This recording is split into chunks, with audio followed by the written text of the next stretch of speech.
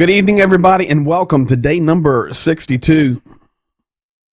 Welcome there, Brewston Mills, West Virginia. Nice to see you in here tonight. Texas, God bless you. Everybody is jumping in tonight. That is fantastic. Continue to share, like, comment, do all of the above. I'm going to make a prophetic statement right now. I'm going to make a prophetic statement right now. Here's the prophetic statement.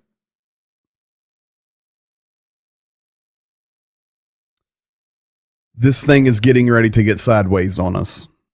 Not that it is not already sideways, but it's getting ready to get really sideways. And we're going to be talking about that tonight. As you can see, if you were able to see the advertisement title that we try to get up on the platforms early in the day, once we kind of see how we're going. And I've got Jane's channel open. He may hop in. We did speak earlier today, and I know he is traveling right now. So it just depends if he can grab some coverage wherever he's at. Earlier in the day when I was talking to him, he was in Germany. So we'll see. Hopefully he can hop in. I'm sure he will try his best. But 62 days into it, we're going sideways. No, it's not a big prophetic thing, but it is reality. The title of the program tonight is The Moldova Mistake. I honestly believe that this could be the mistake of the war. And this is how I'm going to say that. This mistake is going to go one of two ways. It's interesting because we have talked about Moldova and we have been talking about the Transnistria region for over a month, probably 30 days into the war. We began talking about the Transnistria region. Tonight, I'm going to educate you on that region. I have been there. I have been in Moldova. I've been working in Moldova since 2006.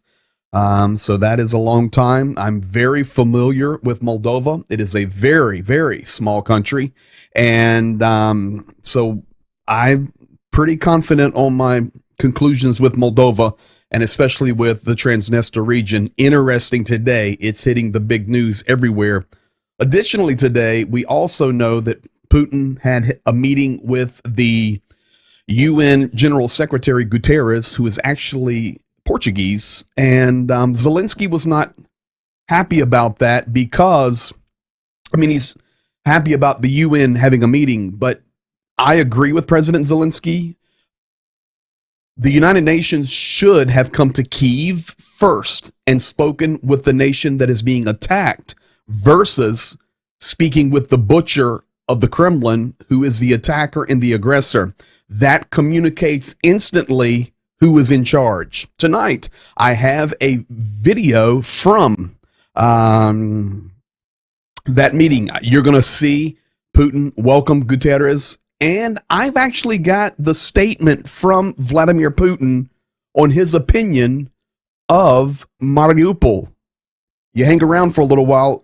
I have it translated for you, and you guys are going to be blown away. Jason Sterling, that's coming up. You're going to get that answer. Hello to you there, Ricochet, Panama City, Florida. God bless you.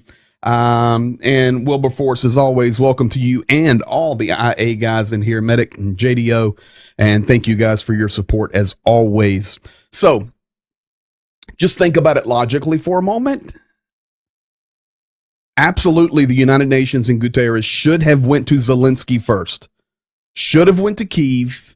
And then, by the way, I'll swing by and see you, Mr. Putin. But it did not happen that way. Once again, the world showing its true feelings of fear still of Vladimir Putin.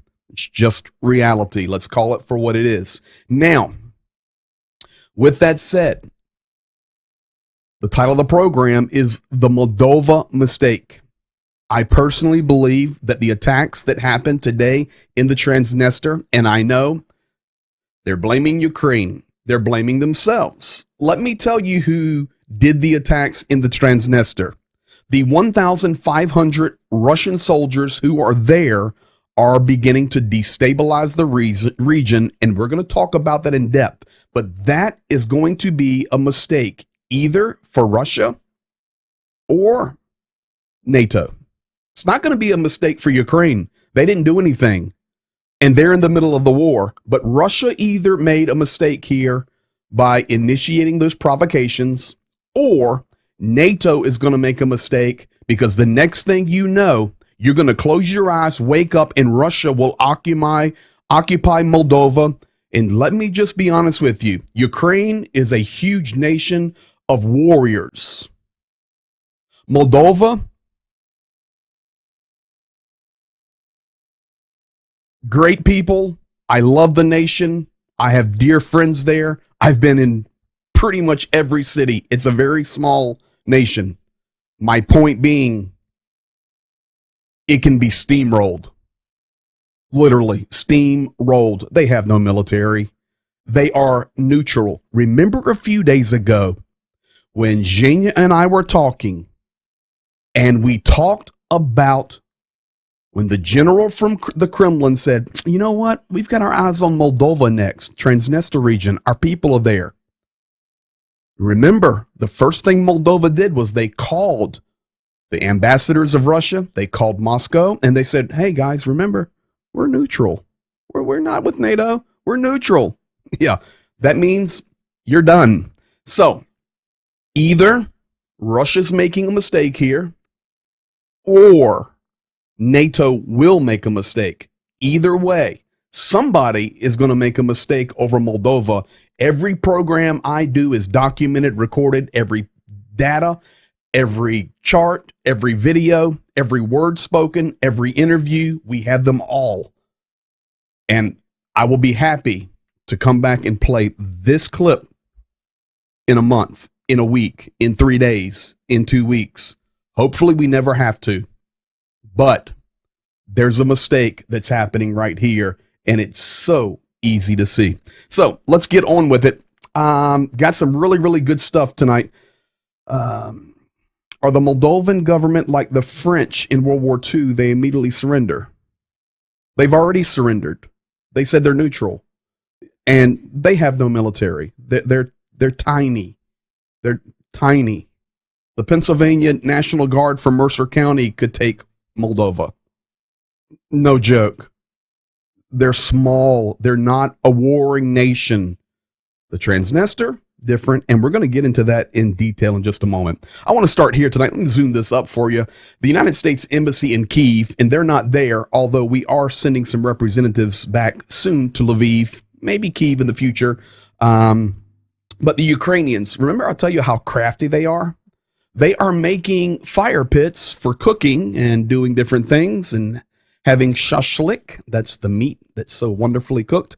And they're using Russian shells to make fire pits. So the United States Embassy in Kyiv tweeted out, hey, where do we order ours? In the Business Ukraine magazine. You got to smile sometimes, folks. They tweeted out, only in Ukraine, turning Russian bombs into barbecues. You can't make this stuff up. I'll tell you what, Medic Trevor, he says, where do I get one? When I head to Ukraine, if I can get one in my suitcase, I'll bring it back for you. Intelligence update today, guys. Russian forces are likely attempting to encircle heavily fortified Ukrainian positions in the east of Ukraine. I was speaking with a guy on the ground 90 minutes ago. This is a guy that I've not had in here yet as a guest, because we build the narrative with Zhenya, and we know that's where our support is going. We see what he's doing, and you build that relationship. But I was talking to another guy, and he just messaged me. He goes, Greg, it's getting tough. I said, yeah, it's getting tough. His name is Vova. I said, it's getting tough. I said, it's not over. We're going to win the war. Today, what happened in Transnistria, kind of critical. He goes, yeah. He goes, also the bridge. I said, yeah, I'm going to talk about that later.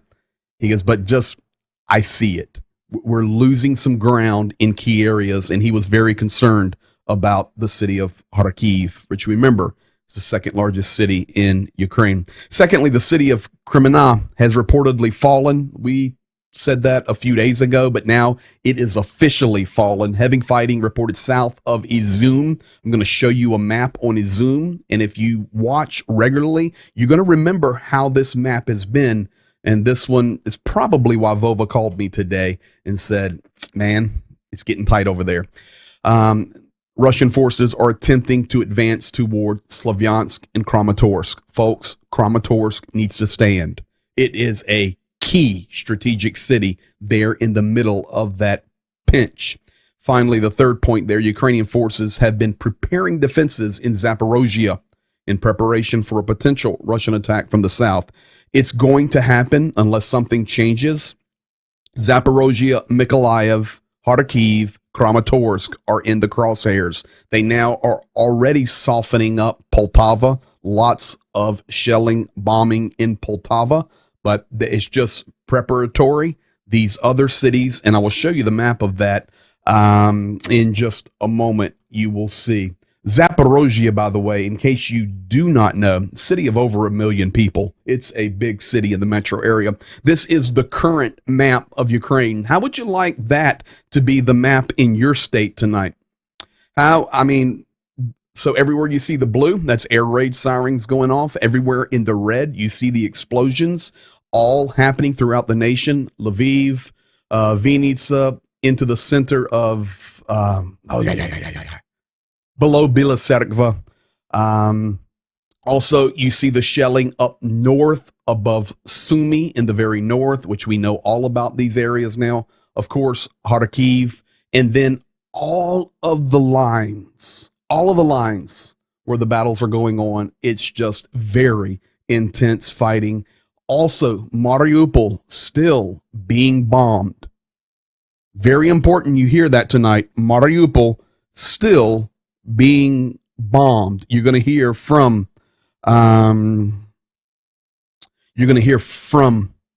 Putin on that one. Ricochet, good question. Will Romania help or support Moldova effort against Russia? No way. I know they are, and I've spent time in Romania as well. And yes, in the western part of Moldova, pushing into the eastern part of Romania, lots of family lines, bloodlines. You even go back into history. A lot of the gypsy area is in that region of the world. Moldova, they speak Moldovan, and they also speak Russian. They do not speak Ukrainian, and they speak Moldavian, and they speak Romanian. Moldavian and Romanian are basically the same, and they speak the Russian language. No, Romania, they're trying to stay off the radar. We haven't heard anything about them. It would be a shocker if Romania would do anything, but that's the problem. Once we get more activity in Moldova, it's going to be a mistake, either for Russia or for NATO in Europe. We shall see. Either way, somebody's getting ready to make a mistake if this keeps expanding in the Transnistria and into Moldova. So you can see the general map there, folks. It's basically a complete bombardment of Ukraine. This is why my friend Vova called me less than 2 hours ago, 90 minutes ago, and said, man, it's tough. It's very tough. This is the map he's looking at, and not only looking at, but the map he's living under.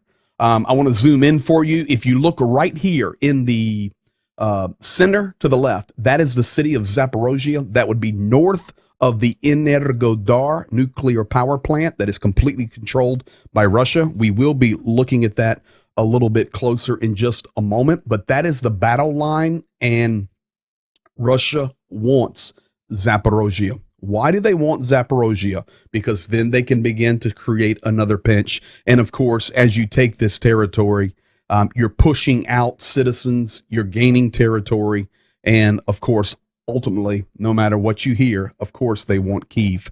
Right here is the zoom in on Izum. Do you remember maybe 2 weeks ago? I was showing you maps of Izum, and the Russian forces had just gotten to the north of Izum. Look in the big black box there in the middle of the map to the left. That is Izum. As you can see now, they're not creeping on the doorway of Izum. It is completely controlled, and now they are pushing south towards Kramatorsk and Slavyansk.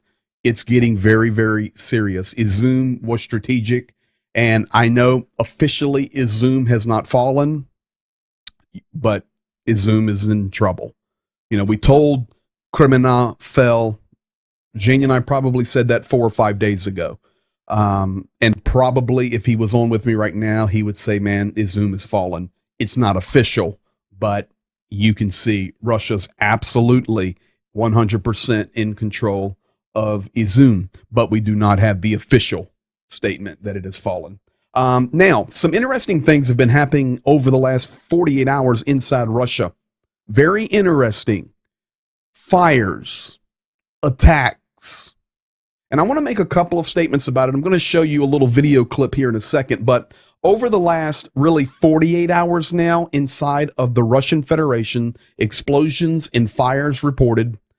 Major oil depots, 2 of them, military base, meat processing plant, agricultural plant, multiple buildings in St. Petersburg, way up north, have been hit. Military air base in Yusorosk has been hit. Police stations in Moscow, Irkutsk, and Novosibirsk have been hit. Now, updated.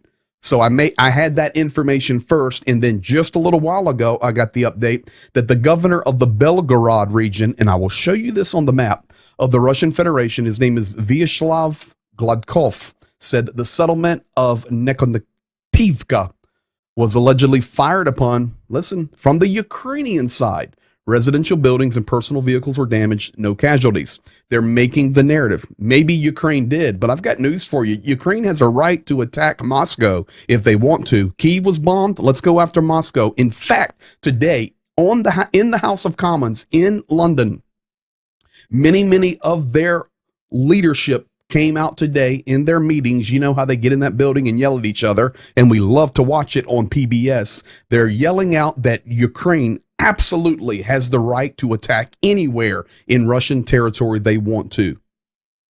Ukraine actually said today, it was Arestovich, who is one of the spokesmen for President Zelensky. He did say that if we can get enough of heavy weapons and start taking back our territory, we will not rule out counteroffensives back on the territory of Russia. So that's going to be the games. That's going to be the false flags. Yes, cyber attacks. Yes, Putin has threatened nuclear war if Russian territory is threatened.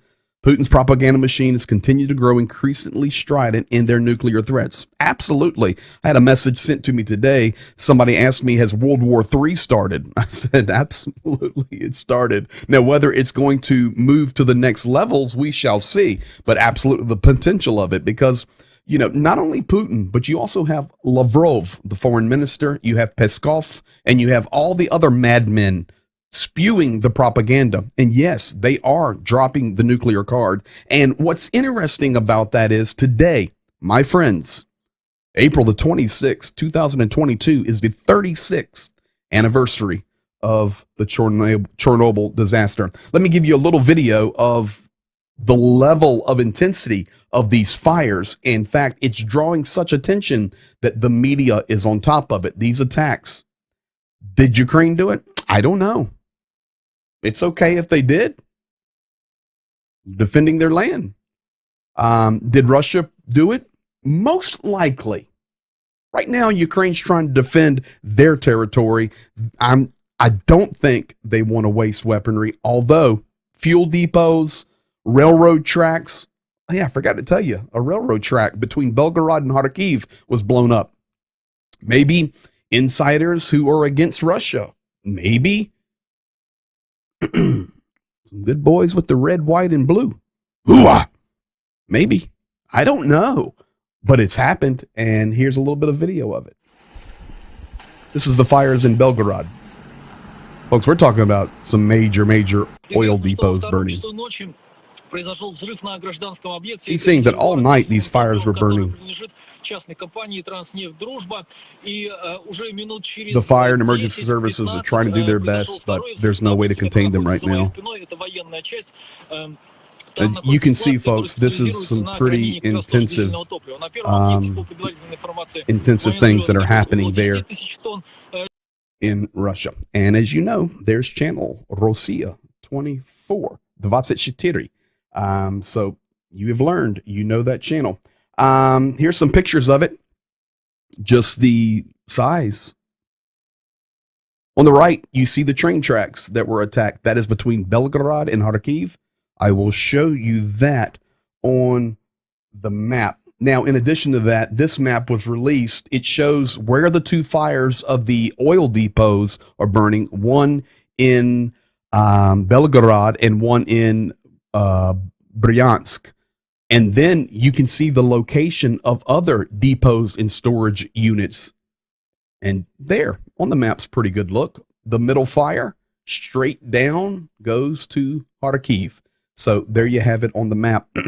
And the train track that was destroyed is between Belgorod and Kharkiv. Regardless, if Russia did it for a false flag, if Ukraine did it as a great operation, or maybe some helpers from some other place did it, we'll take it, because that actually is good news. Today, the UN atomic watchdog chief described the radiation levels at Chernobyl as abnormal, saying the area's brief Russian occupation had been very dangerous. Here's the deal. When Russia took over the Chernobyl nuclear power plant, not only did they disturb the soil, and we've talked about this, that's a big deal. Folks, today's the 36th anniversary of Chernobyl, and if you are, let's say, 46 and above, you'd have been 10 years old when that happened. You probably remember this. I remember it very well. I'm older than 46, but I'm less than 50, higher than 48. You got it, 49. I remember it very well. So when Russia left, remember they kidnapped the soldiers, took them with them. But that's not the major deal. All the safety equipment, the computers, the monitoring equipment, they either destroyed it, looted it, it's gone. So it's very difficult for the Ukrainians that have come back in, for the international agencies that have come back in, to get a real control other than checking the meters. And today, even President Zelensky met with members of the Atomic Energy Commission, and they were telling him the same thing. It's dangerous right now in Chernobyl. And today is the 36th anniversary. With that said, this was released today by Ukraine. Thought I would share it with you tonight.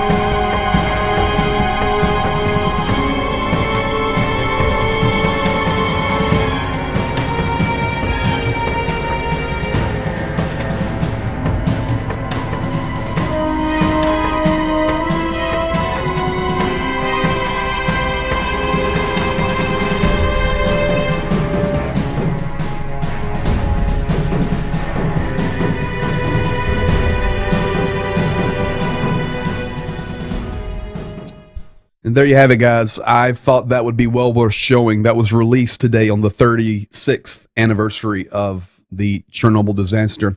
One thing I want you to remember about the Chernobyl disaster is the building there on the left beside that guy is the sarcophagus. The fire under the sarcophagus is still burning. 36 years later.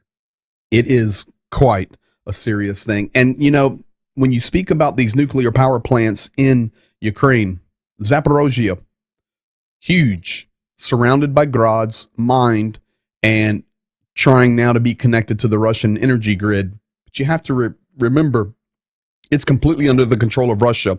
Khmelnytsky and Rovna, these are other locations. And then, of course, the South power plant. Missiles are flying over these. In fact, there was a video, and I'm just not showing it, but cruise missiles were flying over both today. Khmelnytsky power plant, nuclear, and Zaporozhye at low level. Folks, just one mistake. One mistake. And that is what Ukraine is trying to say today. Something has to be done. Yeah, this is what I think. One team burning behind enemy lines is incredibly effective and hard to root out. Whether it's Ukraine, Russia, U.S., Britain, I don't know, but we'll take it. Lots of it's necessary to slow down that machine that keeps coming. We've talked quite a bit about the city of Kherson in the south. That is fallen. This is an older picture of the government building with the Ukrainian flags. The Ukrainian flags are no longer flying. The Russian flags are flying. Russian forces seized, which they already had control of, but officially took control of the city council facilities, which is that building you see right there. They removed the flag of Ukraine, took away all the keys to the building from private security, and this is according to the old mayor, who in our eyes is still the mayor, Igor Kolyakev. The mayor and city council employees were ordered to leave the premises and never return from tomorrow, which was actually today. The Kherson City Council is not Ukrainian. It is now Russian.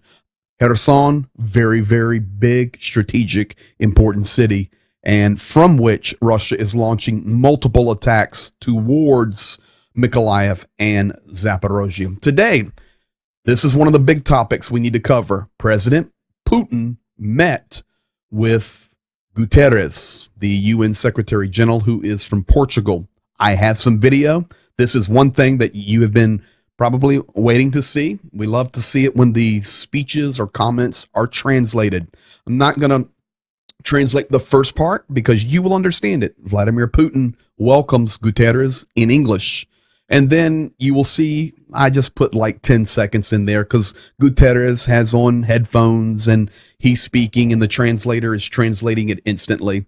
But, you know, they're at the long table having wonderful relations. I'm going to show you the opposite of that in just a moment with the 40 nations that met in Germany today. But we have President Putin and we have Guterres. First of all, this meeting's okay. I think it's out of order. I agree with Ukraine that Guterres should have went to Kyiv first, and secondly, to Putin. This just shows you where the UN really stands, in my opinion. They're concerned about Putin. This is why the title of the program tonight is The Moldova Mistake. Somebody is going to make a mistake, and this could be the one. Here's the video.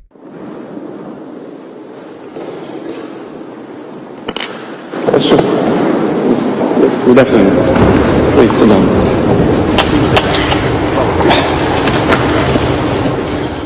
И мы считаем, что произошло вторжение на территорию Украины.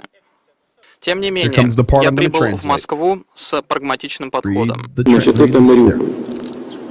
Там ситуация сложная и, может быть, и трагическая. Но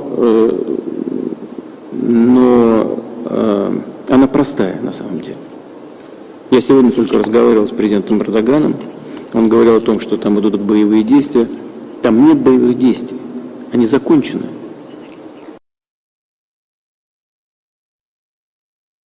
There are no hostilities in Mariupol. Today I talked with the President Erdogan of Turkey. They're all finished. Hope you were able to read that. You know what? He says, I'll do it in freeze frame for you. Freeze frame. Right here. So about Mariupol, the situation there is very complex, also very tragic. But at the same time, it's very simple to understand what happened. Fast forwarding over. Today, I spoke with President Erdogan of Turkey. He made similar statements about the hostilities there. That would be similar statements to what Guterres was saying. And Putin said, there are no hostilities. It is all completed. That is not a video from a month ago.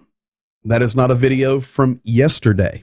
That is a video translated for you from just a few hours ago. That's not a reporter reporting.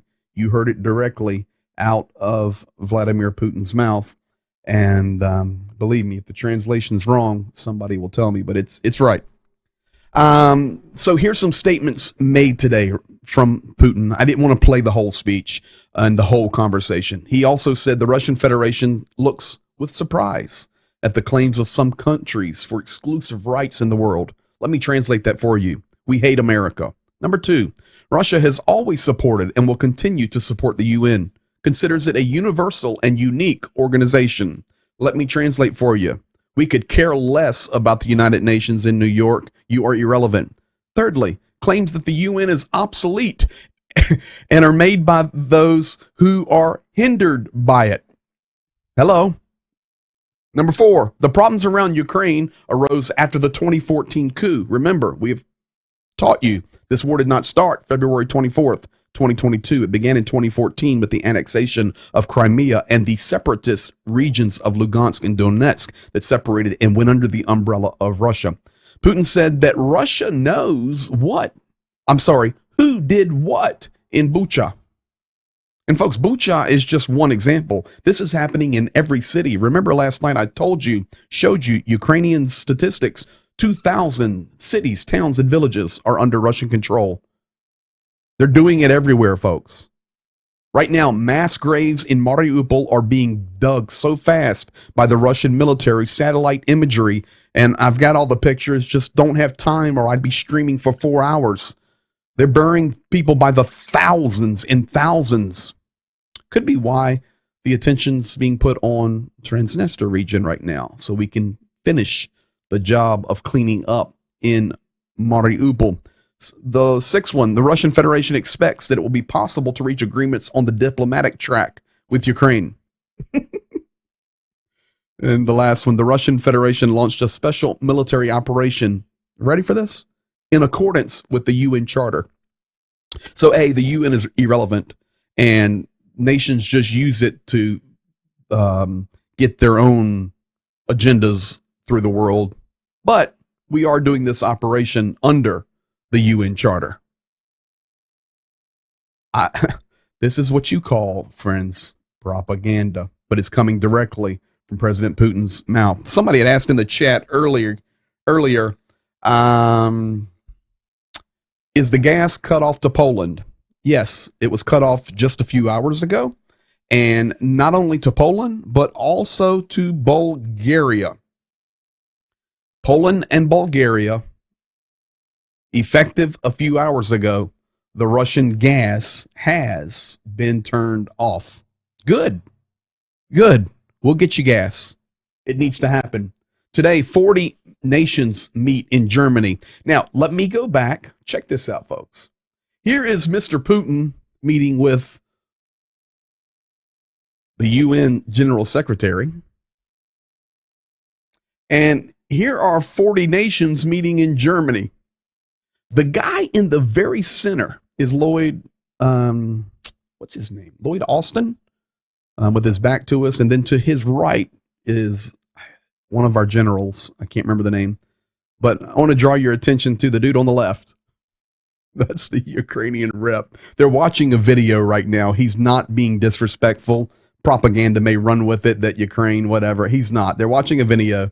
He's just relaxed. He's turned around and he's watching a video monitor. You can see the guy on the left doing it as well. This is how normal nations meet and communicate to each other around a big table. 40 nations met today. 40.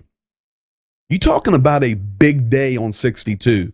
The issues in Transnistria, the madness and the lies out of Moscow, and 40 nations are meeting in Germany, and the gas gets cut off to Poland and to Belarus, and the counterattacks, however they happened, across the Russian border. Today's a big day. A real big day. Now, folks, this is where I want to get to tonight, the Transnistria region. On the right, I'm going to show you some pictures of this region. On the right is the governmental building of the Transnistria region. It's in the city of Tiraspol, which is the capital of this Transnistria region. This region is not a recent breakaway. This region broke away after the Transnistria Moldovan War between 90 and 92. And of course, it was Russia helping. But at that time, Ukraine was sovereign.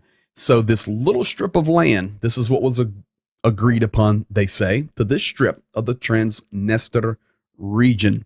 Right there on the right, the government building, that is a statue of Vladimir Lenin standing. That is an accurate, up-to-the-day picture. On the left is the map of this breakaway region, which, here's what's important, carries a huge border along the side of Ukraine. 3 reasons today I'm going to give you for this happening. First of all, these are the 3 places of explosions. We had communication towers destroyed, and there was also an attack at an air base. So a couple of reasons here. Opening of an additional front in the Odessa region, and I'm going to show you the map in a moment. You'll understand why this is important. Gives another angle. There are 1,500 Russian troops there in Transnistria region now. They've been there forever, or since 92, but even back to the Soviet Union days. The situation will force the armed forces of Ukraine to pull forces in this direction, of course, if a battle happens, weakening them in the Mykolaiv region. Basically, folks, it would be the opportunity for another pinch where the military, this is why, I'm going to show you on the map in just a moment, why Russia wants Zaporozhye and Mykolaiv. They get those, and then they have the Transnistria region. Boop, pinch on Odessa. They absolutely want Odessa. They want Ukraine landlocked. They're blockaded now, but they want Odessa. Number 2, justification of the Russian Federation's actions in Ukraine. Now, with the attacks upon Tiraspol from the armed forces of Ukraine, because they're blaming Ukraine for it, Russia is justified in their continued actions pushing toward Transnistria. And thirdly, the diversion of attention from Mariupol, which is an absolute tragedy and still unfolding. I'm going to make a prediction on what's going to happen. What's going to happen is the people of the Transnistria, basically, maybe you're wondering, how many people are there? 500,000. 500,000 people are in that strip. My guess is, my projection is, they're going to use this event to say, we would like to officially separate, not as the Transnistria, but as a separated region under the Russian umbrella. Please, President Putin, come and save us from the Ukrainian Nazis. It's what happened in Lugansk. It's what happened in Donetsk. It's not what happened in Crimea. Crimea was just stolen, and the world let it happen. And now, here we go with Transnistria region. Been talking about it, educating you guys about it for a month or more. And now we see this beginning to unfold. I think it's a really big possibility as to what could happen in that region. Let me show you a few more pictures here. Transnistria has their own license plate. That's in the bottom right. They have their own passport. That is passport in the Russian language. PAC. Well, Passport with Cyrillic alphabet, passport. And you see the hammer and sickle there. These are real items. And I've actually seen those signs right there. There was a big celebration in that Transnistria region in 2017. Those signs are still there. It's historical markers. And that, of course, is the hammer and the sickle. Now, immediately today, upon the attacks that happened in the Transnistria region, guess what that is? That is the border crossing for people getting out of Transnistria, heading into Moldova. People were leaving like crazy after one little attack. They know what's coming potentially, and this proves it. Interesting enough today, flight radar during the attacks. If you notice, of course, no commercial air travel over Ukraine, no commercial air travel over Belarus, except that one plane up there. The western side of Russia, very inactive. Down toward Tbilisi, Georgia, bottom right, of course, airplanes going on. Then over to Romania, you move into Europe. The airspace over Moldova has not been closed. Moldova in Chisinau, which is a very large city, it looks like it's pronounced multiple ways. Chisinau. Very active airport. I have flown in and out of there multiple times. But the airspace stopped operating, and civil aviation today stopped during these events. This is Flight Radar 24 validating there were no planes in the air over Moldovan airspace. That doesn't mean Moldova was involved, but it means somebody was involved on what was happening there in the Transnistria region. Once that happened, Moldova convened their Security Council. This picture on the right is actually a picture from one of the strikes today. These were these huge, one was a 500 megawatt and one was a 1,000 megawatt. Two different places of communications were destroyed. I can't say 100%. I'm not there, but 99% false flag event. And just to get this region involved, to take Moldova and to put more pressure on Ukraine. The president, in quotation marks, of the breakaway Transnistria region reports an additional attack later on a military unit near the village of Prakani. It's 35 kilometers, about 20 miles from the Ukrainian border. As a result, after these three attacks happened today, this is what the president of the Transnistria region did immediately, and their government. Checkpoints will be set up in the cities of Transnistria. Local authorities report and will be responsible for.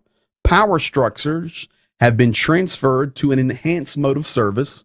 City educational institutions are transferred to remote learning, and their victory parade scheduled for May 9th has been canceled. That is what happened. Here's a picture today of this. This is today. Block posts being set up in the Transnistria region. Folks, here's what I'm going to tell you. This is exactly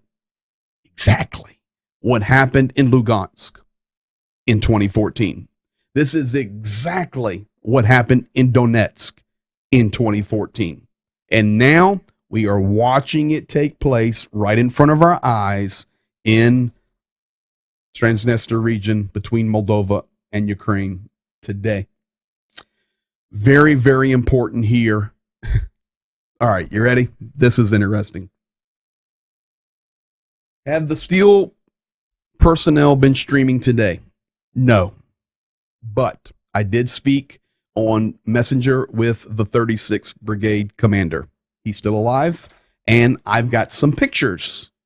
In just a moment, I'm going to close with those Mariupol pictures. Now, very interesting. This is why I call it the Moldova mistake. None of this is by accident. Missile strike today on a key bridge for the southern tip of Ukraine and access to the Transnistria region and to Romania and to southern little tip of Ukraine below Odessa. Now, I want to take you in here now, and I'm going to show you this. I went ahead and outlined the blue because I knew I had a full hour of information tonight. This is the outline of the sovereign territory of Ukraine, meaning including Lugansk, including Donetsk, including Crimea. Now, I want to zoom in regard to that bridge. We're going to go right in here. Let me make sure everything's ready. I'm going to drop you guys a red line for the Transnistria. It's this region right here. This is the Transnistria. In fact, right at the top of the Transnistria, there's a town called Soroka. It's right, I'll put a different color, right here. That is where I always cross the border when I am by car going into Moldova. I cross right at Soroka or Mahayev Podilsky, one of these two places. Then Transnistria is right here when I'm on the ground traveling there. So this is Transnistria. Now, what I want to show you about this bridge and how I personally think all of this is connected today. We know that the target they want next is Odessa, major port city. I'm going to go yellow right here. But folks, Ukraine, actually, I'll put the blue line on it because I'm zoomed in. The territory of Ukraine goes all the way down here. A lot of important areas, a lot of important infrastructure, storage areas, connections to Romania, connections to Southern Europe, all right here. Here's the deal. The bridge that was blown up today is right here. Now, I'm going to zoom in. And I'm going to show you. This right here is the bridge that was blown up today. That is the only road, that's it, to get to this entire southern part of Ukraine. All of this, all of that, one road coming from Odessa this way, this bridge is gone. Now, why is that so important? Thinking about Transnistria. Check this out. This is called the Dniester Estuary. And you go up the estuary, come on up, and you see right here. Let me give you a different color. This is going to blow you away here. Here's coming out of Odessa, Mayaki, down, and right here. You have to go through a strip of Transnistria to get back into Ukraine. This area right here. There is no roadway to circumvent this around the bay and get into Ukraine. It's blocked right there, Transnistria region. Now, does that make, because the Transnistria comes down, does that make sense to you now why that bridge is gone and why today there were attacks in the Transnistria? It's all connected. Thank you for good geography teachers. Very important bridge. Now we zoom out, you look at the map again, now you understand it even tighter. That bridge and the attacks in Transnistria today. Big day, day 62. Somewhere, somebody today is going to make a mistake, and I'm calling it right now the Moldova mistake. It's going to happen. Last thing I'm going to leave you with tonight, Azovstal. You saw the translation with your own eyes, with President Putin saying, we have finished the operation in Mariupol. Folks, right now, I mean, I can't say this very second, but right now, you understand me in a good American English. It's being bombed. Right now, they're being fired upon. Right now, Russia is deciding if they want to increase the level to push out the remaining people in the Azovstal. A couple of things I want to leave you with tonight. You look in the upper left-hand corner, the green corridor. That is what Ukraine and Russia call the access for humanitarian aid, or the access for people to escape. A green corridor was established today at 2 o'clock. In the Azovstal region, in Mariupol, there are loudspeakers. As in even cities in Ukraine and Russia, they have loudspeaker systems. They play radio in the streets. It's a whole different world. The Russians announced at 2 o'clock that they would agree to the green corridor. People began to leave to try to go to the buses or the places where they would be picked up to evacuate. At 2:10, Russia started shelling the people. That is not hearsay. That is a fact. Green corridors were canceled. But remember, President Putin said, we've ceased operations there. It's a done deal. Yes, the people are still under the Azovstal. And here's what I want you, maybe the concept's not there. When you think about this Azovstal plant, maybe you're thinking about the local factory in your town. Here, where we are in Western Pennsylvania, there's a lot of large factories. The old steel factories, some of those are still functioning. Here, even in our little town, we have some big factory areas. One of our little areas downtown in the megapolis of Greenville, Pennsylvania, is the place. I think Trinity owns it now, but it's basically a 35-acre cleared place where old plants used to be. It might have been Steel Car there, making train cars, or I don't know, but it was big steel town.